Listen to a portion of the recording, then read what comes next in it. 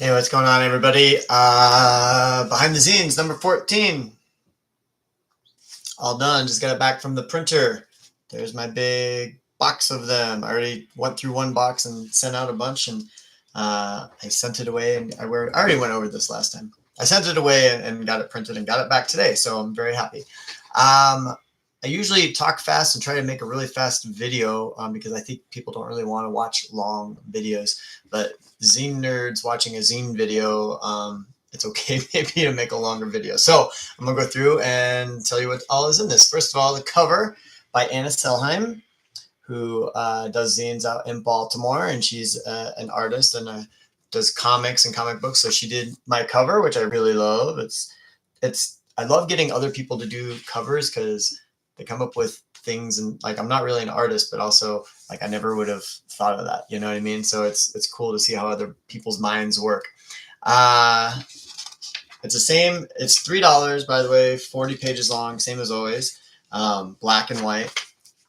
I'm gonna go through and kind of show you what else in here. Introduction by me, and a drawing by a prison pen pal friend of mine.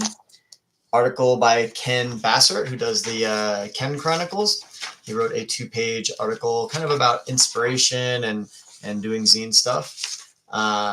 Next, we have an article by Ed Tillman, who does a zine that I distro, and he lives out in California, and he does a lot of photography. So he wrote, some tips on if you're doing a photo zine, such as, first of all, what am I looking at? Just tell me, what is it? Quote, these are photos from my iPhone 4. These are scans from my 35 millimeter. These are digital photos from a toy camera. So it just gives you, if you're making a photo zine, gives you some tips on, how to make it better. Next, Acazenia by Anna Gecko. Anna wrote about doing, here, I'll start it. I'm the kind of nerd who reads academic articles for fun. Since my university still grants me access to journals over the summer, I figured I'd look up some zine-related research and report back. So if you want to read some nerdy zine stuff about zines in public libraries and whatnot, there's a little article about that.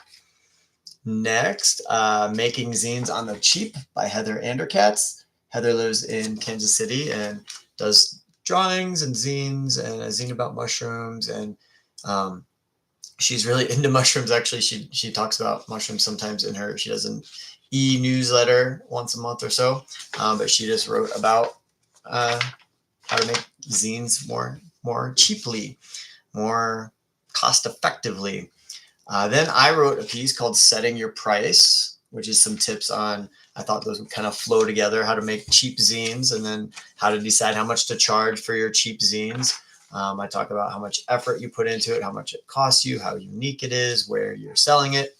The location of sales, I think, is a big thing that people don't think about when they're first making a zine. Because if I'm selling this directly to you and you give me $3, now I have $3. But if I'm selling it through a store or through a distro or online, other people are taking a cut out of it. So $3 might mean I get $1 of it, or I get $1.50. So something to think about.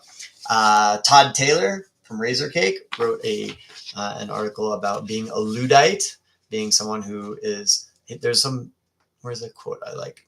I'm not a technophobe, I'm techno-hesitant. I voluntarily engage in simplicity and actively resist consumerism. I love that quote. It just talks about, keeping things simple, basically. Next, Liz Mason. Liz works at Quimby's in Chicago.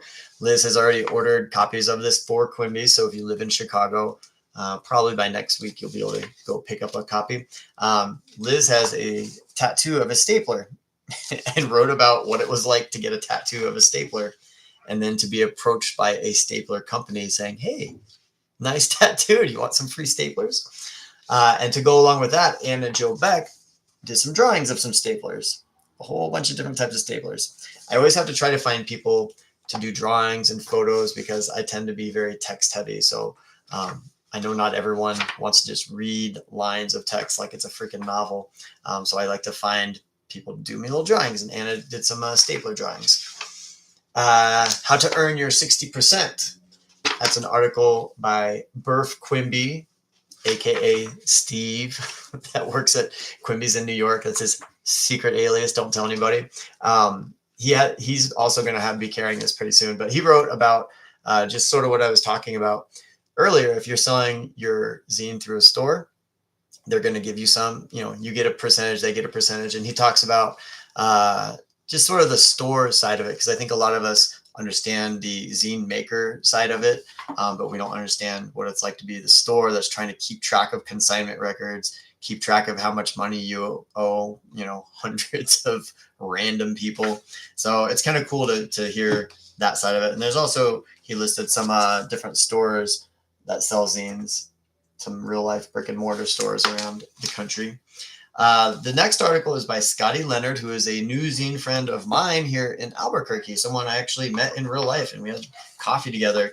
He's mostly a filmmaker, but he also does zines. And so I asked him if he would write about, what it's like to make a DIY film, like how your mind works when you're like, I'm going to make this weird freaking stoner movie, versus making a zine, which is also DIY. So he kind of talks about, this one costs more, this one costs less, this is more immediate, this takes longer, this is 30 people watching a movie at once versus one person reading a zine at home. So it's kind of cool because I think a lot of us that are creative, we're creative in different ways. We do music, we do paintings, we do whatever, and your mind kind of shifts gears when it's doing different mediums. And so he talks about that. It's a really good article.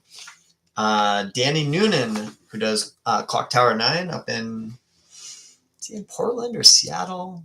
Shit, man, I should know this. I think Seattle, Clock Tower 9 out of Seattle. Anyway, he interviewed someone else. So it's not even about Clock Tower 9, but he interviewed someone that did a couple different zines about maps and I don't know, just what it was like, what it was like, their process, which was cool because it was a zine I'd never even heard of.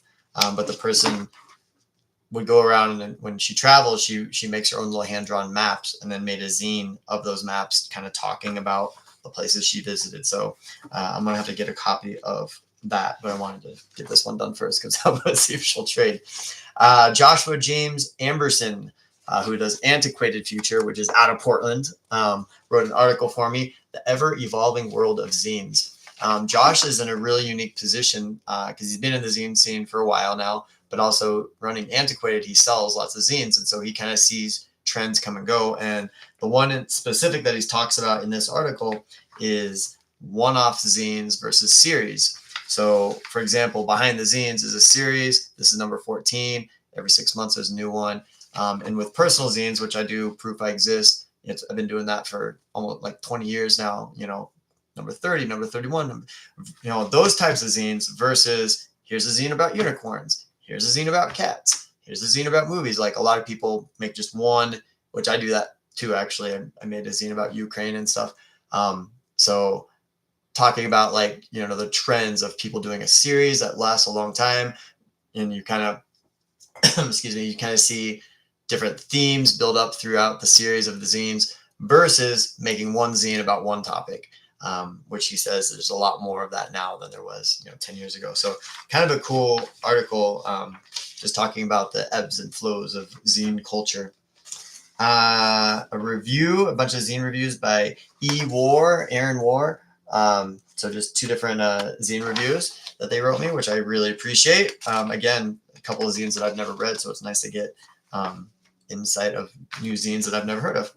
And then Anne Halliday, who does East Village Inky, wrote a little article about tabling at the ALA, which is American Library Association. I believe it's a library event, which I tabled at maybe 3 or 4 years ago when I was in Baltimore. But she wrote about what it was like to table at a library event that has like a little corner for zines. So that's kind of cool. And then I made a little ad for some books by Zinesters. And on the very back page, I thought this was kind of cool. What kind of zine do you make? It's talking about the different, is it weekly? Is it monthly? Is it annual? So some just like nerdy terminology. So there you go. Behind the Zines, number 14. It's up on my Etsy.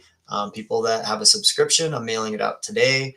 People that are on my Patreon, I'm mailing it out next week. Anyone else that wants to order it, hit me up.